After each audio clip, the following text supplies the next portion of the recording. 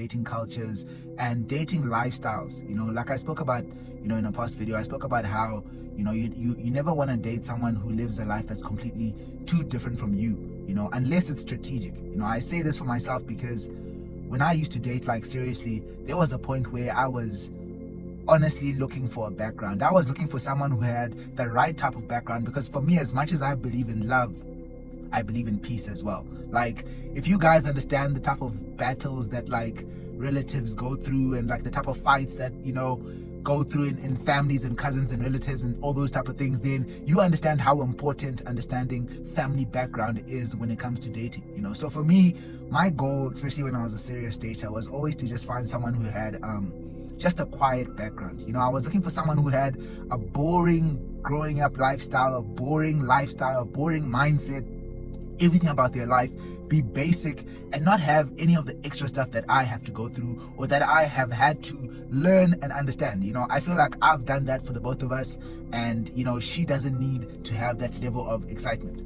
So I always dreamt of meeting a nice boring girl who does something really average, really chilled, and just settling down into a quiet, safe, drama-free home. But it never came for me.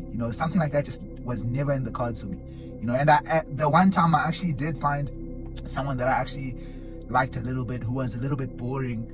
And the saddest thing about it is that I finally realized why it was never gonna work. Why the dream that I had was always a lie from the beginning. I tried being with a girl who was boring just once, and I remember just being so cripplingly bored.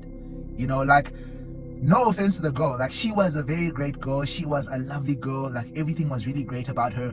The only thing is just that, like, when you're a person who's seen way too much excitement, when you've seen way too much of change, of spontaneity, whatever it is, and you're just so used to just this life of just war, when you like go into like someone else's dimension or someone else's algorithm where they're just living such a quiet life, and the things they do for fun and stuff like board games and playing cards, and for me, like, that's just so boring. Like, I'm the type of guy where I can't even finish like a TV series. Like, if your TV series is like getting too long, if it's getting too monotonous, if whatever it is that I'm watching, if it's getting too boring, I'm out.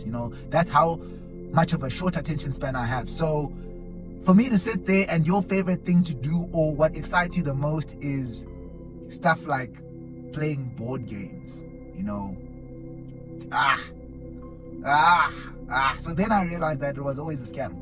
That dream that I had of dating someone who's boring, it was a scam my whole entire life.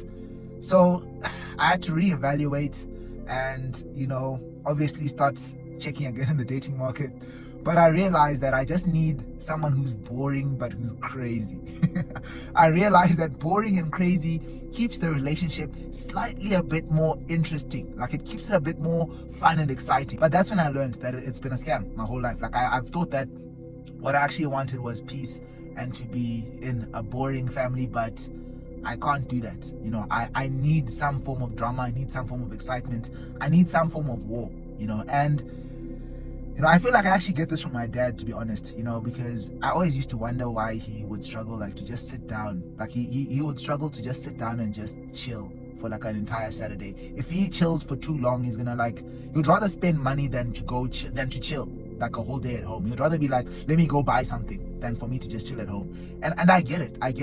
Like, if you're a person who's constantly like seeing excitement in your life, seeing trauma, seeing like so many wild things just happening in your life, like, wow, that happened, for you to just sit down and do nothing the whole day can be just like so thinking. You could really be thinking a lot. That's the problem with having this I call it a warrior's curse, is that when you've seen too much, those spaces of silence become like